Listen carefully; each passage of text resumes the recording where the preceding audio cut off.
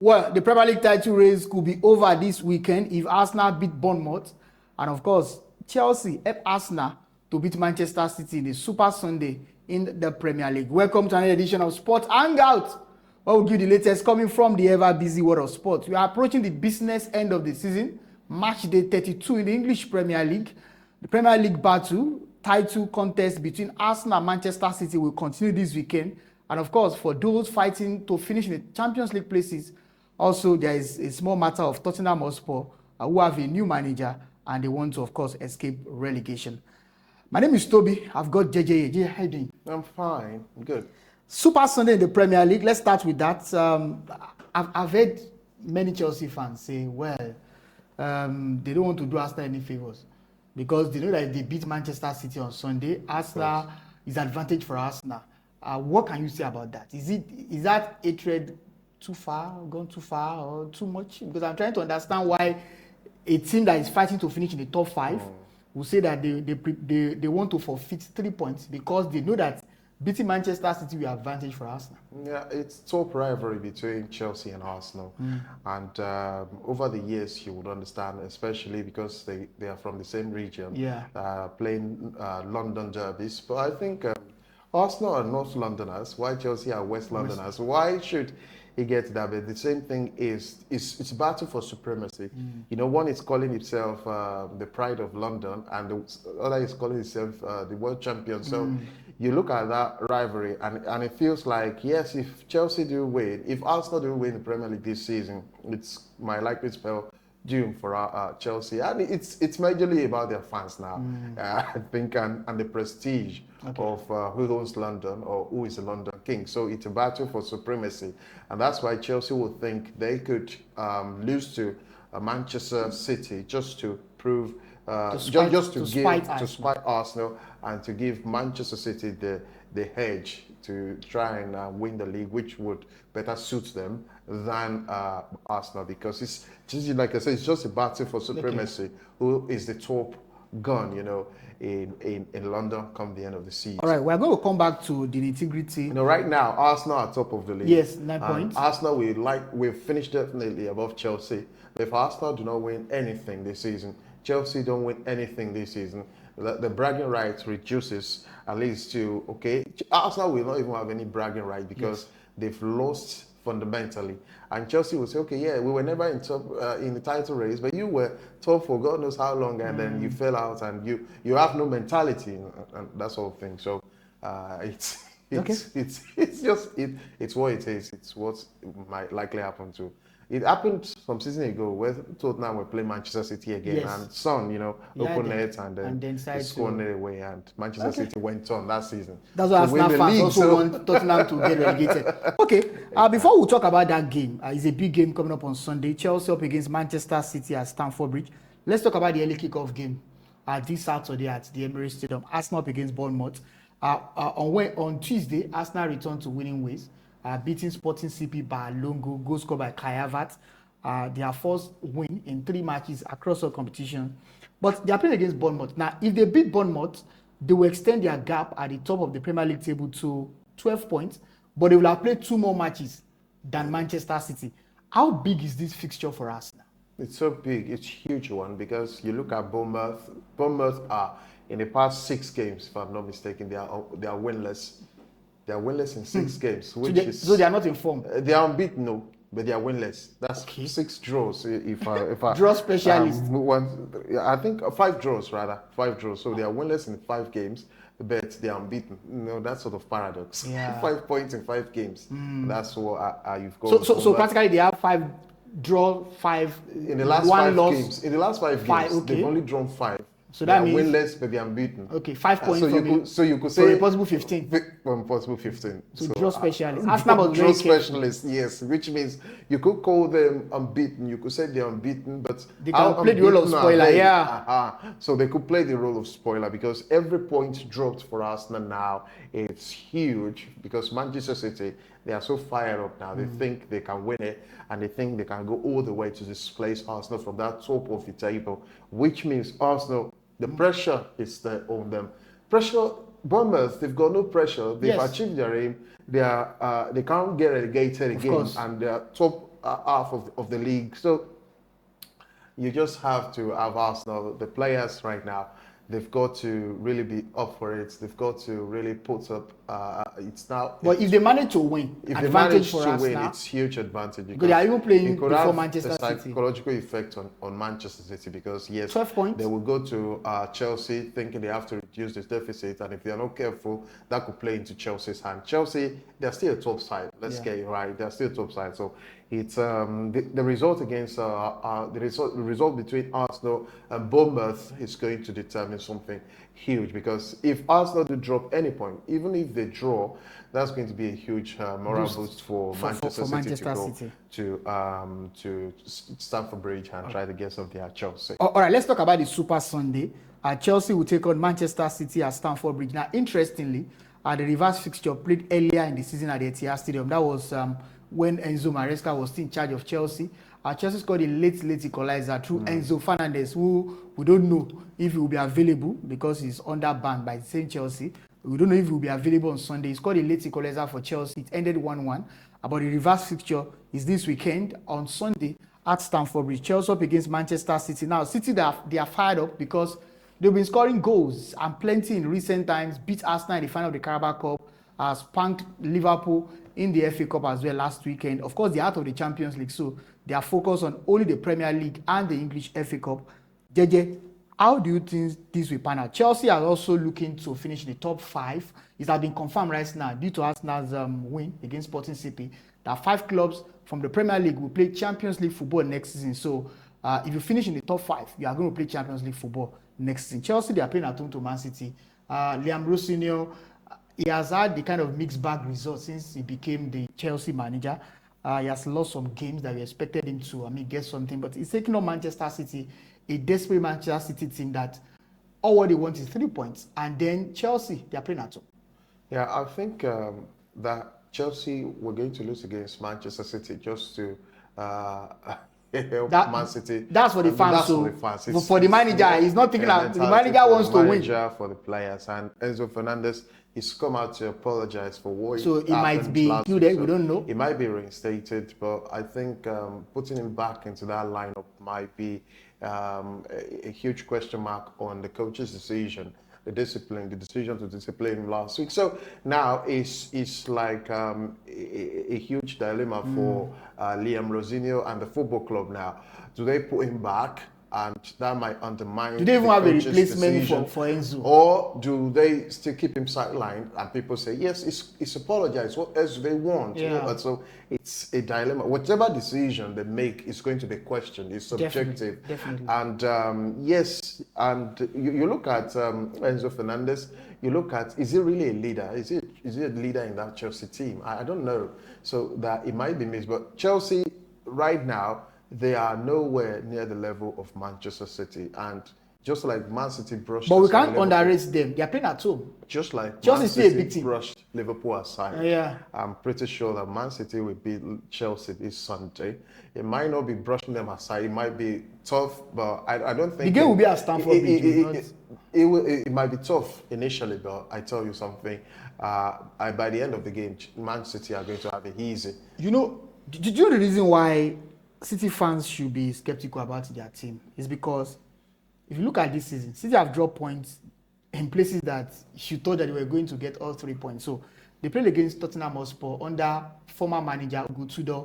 As bad as Tottenham Hotspur was, look, if you were referencing then, you look at Manchester City, then their performances then were not as impressive as now. And they have had, at least for the past 4 or 5 games, they've had really impressive performances, and that place, the form, they are on form right now. Yes, definitely. And Alan is scoring. They're the most informed team in the Premier League currently, and so it tells a lot about that type of quality. Beating Arsenal and Liverpool back to back consecutively without even considering a single goal. That tells you a lot about that team. They're not going to struggle. If they might struggle initially at Chelsea, but they have it relatively easy come the end of the game. Yeah. I see them winning. I'm going to get your prediction. Because look, Pep Guardiola right now, that guy is super crazy, and the players they're on the same page, on the same wavelength. It seems like the craze of the manager is affecting the players on the field, and they have lots of experience on that team. They are a solid team right now, compact. They're not as loose as those times when you were referencing. Okay. So right now it's. Look at first leg. You mentioned first leg the other time, 1-1. Chelsea were a superb team then. They were fantastic under Maresca. I don't know, whatever decision made Maresca leave Chelsea, I think it's telling now that they made a very horrible decision letting him go. So now Chelsea, of course now, come on, they beat Port Vale 7-8. Yes, it's Port Vale, a team that's struggling for relegation in League One. So you understand that they are not matched to Manchester City currently. All right. I'm still going to get your prediction on that game, but let's quickly move on. Let's talk about the top 4 race. Liverpool top 5 right now. Good one for Liverpool and good for Chelsea. It's top 5, it's not top 4. Liverpool will take on Fulham on Saturday. That's a late kickoff at Anfield. They lost scandalously away to PSG on Wednesday in the Champions League, but they are playing at Anfield this weekend. Do you think they can return to winning ways? Liverpool have been very poor. Their last Premier League game before the international break, they also lost that one. So do you think that they can get back to winning ways, because they need to start winning right now if they want to finish in the top 5? Yeah, they've got to start winning again, because it's, for how long can they keep this performance, this level? It's going to, now there's a point between Liverpool and Chelsea, and if this continues, that means one of them is certainly to drop out. And you look at Manchester United, it seems Manchester United have come to nick a place in the top 4 already. Then you have Aston Villa, Chelsea, Liverpool.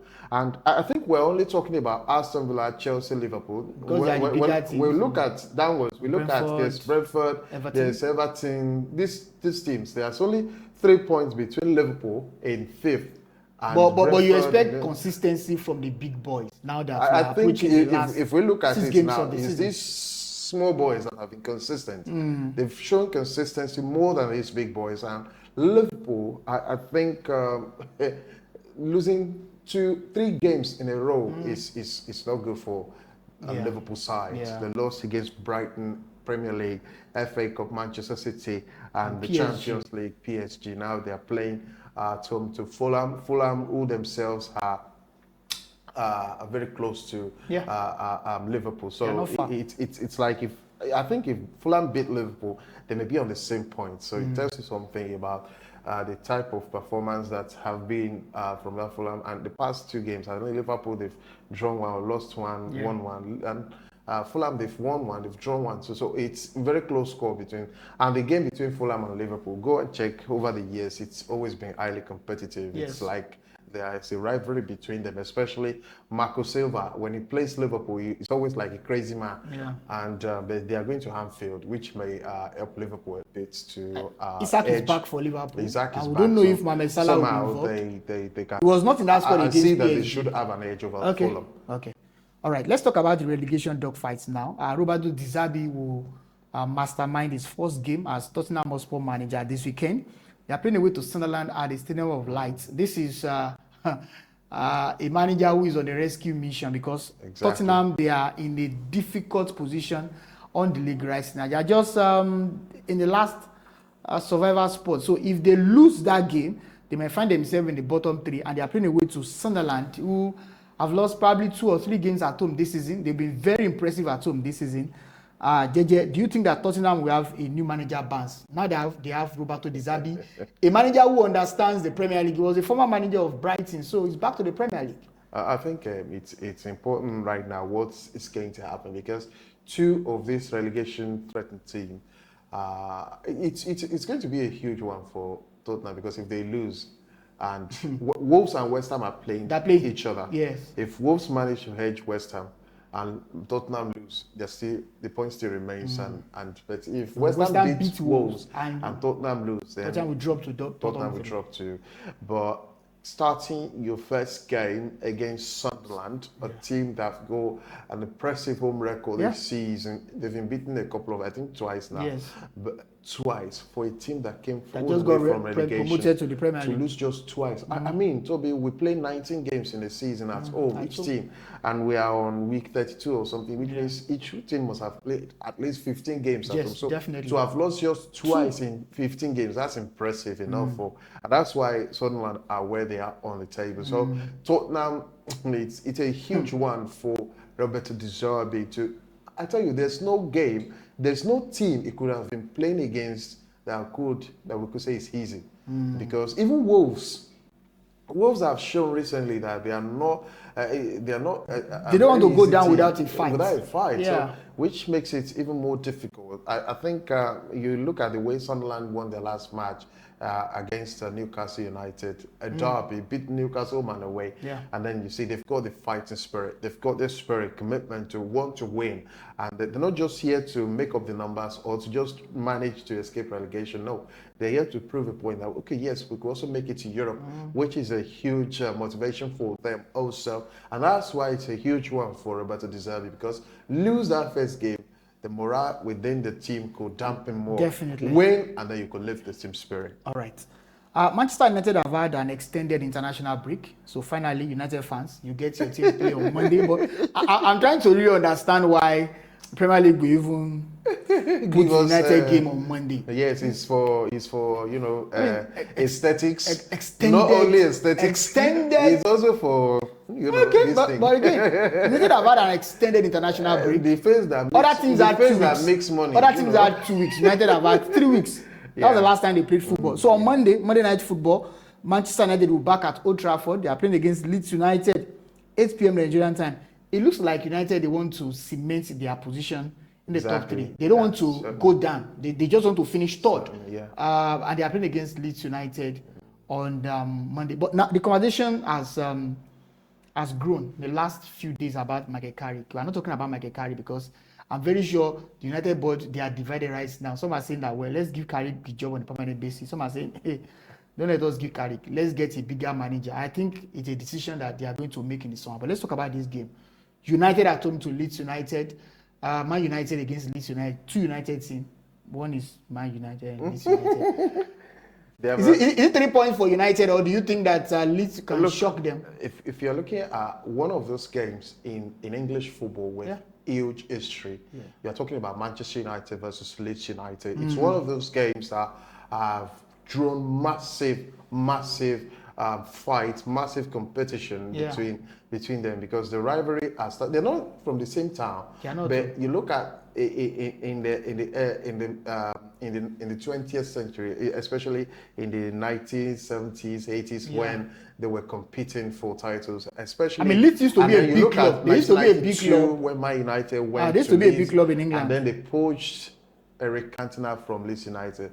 That rivalry sparked the more, and then you have it's always been like that. Even though they are coming from relegation, and it looks like they're not, but they've shown against big teams this season that they're not a team to be brushed aside so easily. So I think the game they got 4 points from Chelsea. United and Leeds United right now is, with the size of the history and rivalry between them, it's going to be tough.